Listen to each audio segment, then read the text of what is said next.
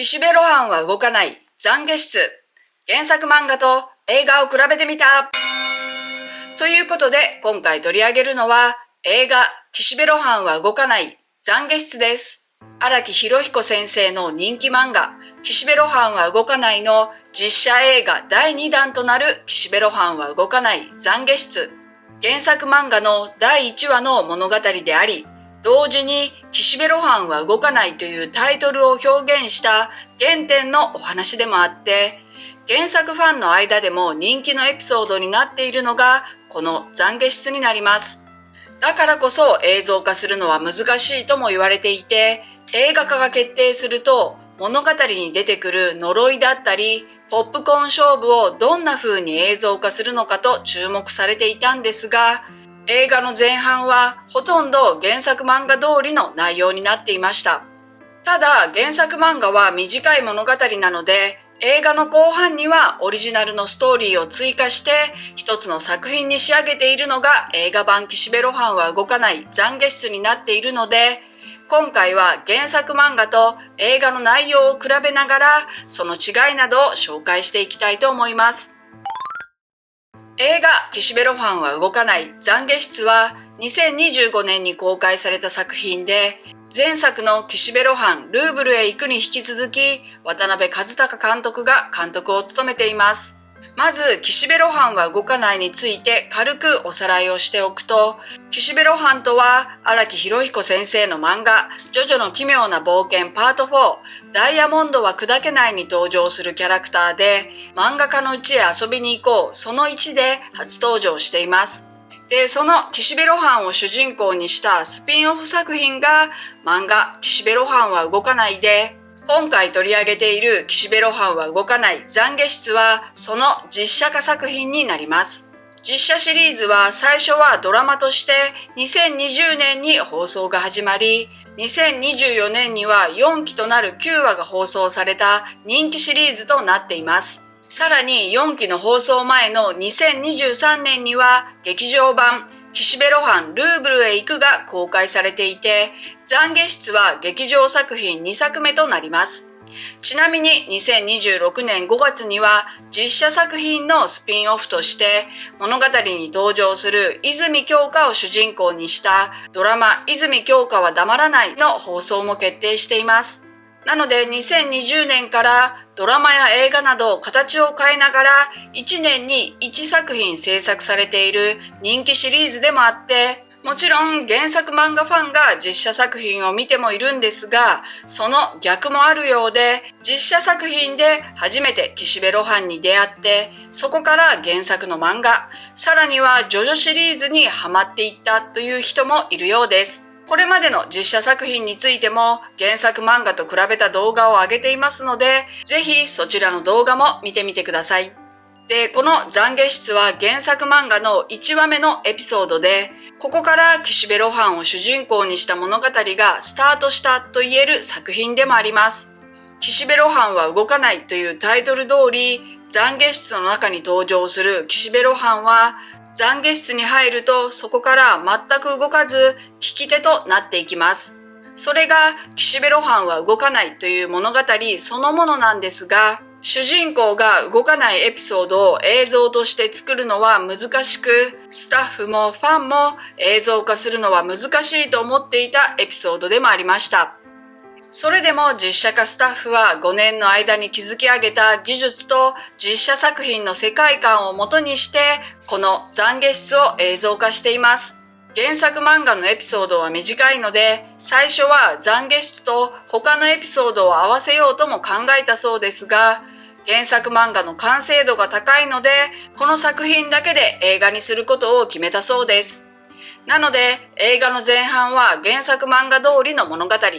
後半はその原作の内容を元にして作られた映画オリジナルの物語になっています。その原作漫画通りの前半部分、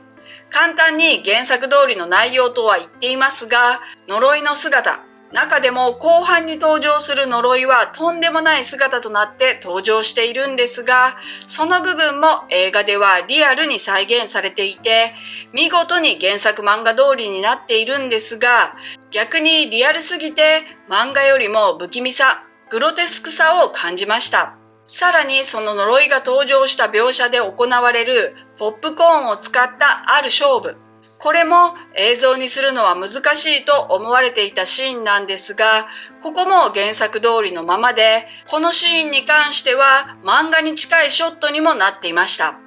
原作者の荒木先生から原作を崩さずに描いてくださいというお願いがあったそうですが、原作を崩さずというか、原作そのままの世界を見ることができるのが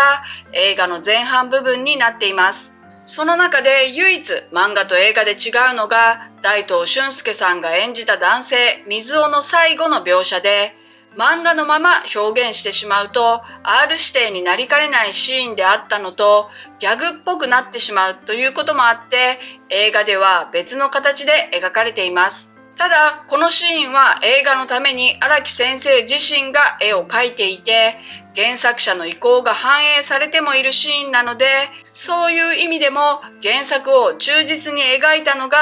映画の前半部分になります。で、その懺悔室から岸辺露伴が出てからの物語。後半の岸辺露伴が動き出してからの物語は映画オリジナルのストーリーになるんですが、単に映画用に物語を書き足したというわけではなく、漫画はこの後どうなったのか岸辺露伴はまだ知らないという文章で終わっていて、映画はその先の物語を書いた形になります。その後半の部分はベネツィアらしさが追加されていて、舞台がベネツィアであることの意味を映像を通して感じることができるようにもなっていました。水の都ベネツィアの美しい街並みだけではなく、その美しさに隠された影の部分、暗い部分がマスクやペストなどで表現されていて、その世界観は岸辺露伴の世界とぴったりマッチしていましたし、劇中に出てくるオペラリゴレットもベネツィアらしさであると同時に物語とも大きく関係していて、ベネチアを舞台にした物語というのをいろんなところから感じることができるようになっていました。また、実写作品オリジナルとしての漫画家岸辺露伴と編集者泉鏡花のバディ感もちゃんと健在で、毎回起こる出来事と直接対峙するのは岸辺露伴なんですが、何気なくヒントを言っている鏡花の存在はこの懺悔室でも際立っていたように感じます。で、この岸辺露伴シリーズの主人公岸辺露伴は決してヒーローではないんですが、今作ではいつもよりはどこかヒーロー感があって、それは岸辺露伴がマリアに共感したからだと思います。その共感部分を描くにあたってマリアの職業がマスク職人になっていて、お互い物を作る人だからこそ露伴はマリアに寄り添っていったんだと感じました。その中で井浦新さんが演じたタミヤのラスト、これは岸辺露伴のヒーロー感を打ち消すラストにもなっていましたが、ある意味原作漫画通りでもあって原作漫画から離れた後半の展開でしたが、着地は原作漫画と同じで、映画は漫画懺悔室の世界観を大切にした終わり方になっていました。また舞台はベネツィアであってもいつも通りの岸辺露伴というのも劇中ちゃんと描かれていて、漫画家として作品を正当に評価されたいという岸辺露伴の姿はいつもと同じで、相変わらずの露伴らしさを感じることができるようにもなっていましたし、いつも通りといえば実写シリーズは冒頭に岸辺露伴の能力ヘブンズドアを紹介するエピソードが必ずあるんですが、もちろん懺悔室にも用意されていました。ただこの冒頭はいつも同じ役者さんが演じていたんですが、今回はベネツィアということでいつもとは違うイタリア人の役者さんが起用されていました。なので原作漫画の世界観をそのまま再現していたのが映画岸辺露伴は動かない懺悔室で、物語の内容はもちろんですが作品のトーンも原作漫画通りになっていたと思います。漫画にはなかった岸辺露伴らしいベネチアを感じることができるようになっているのも映画の特徴の一つですし、ベネチアはジョジョの奇妙な冒険の聖地の一つでもあって、渡辺監督はそれを意識して撮っている部分もありますと言っているので、原作漫画ファンの方は漫画へのオマージュを探しながら物語を見てみると、舞台となっているベネツィアをより楽しめるんじゃないかなと思います。なので映画化するにあたってこだわって作られたベネチアの世界観を岸辺露伴と一緒に堪能してみてください。ということで今回は岸辺露伴は動かない懺悔室についてのお話でした。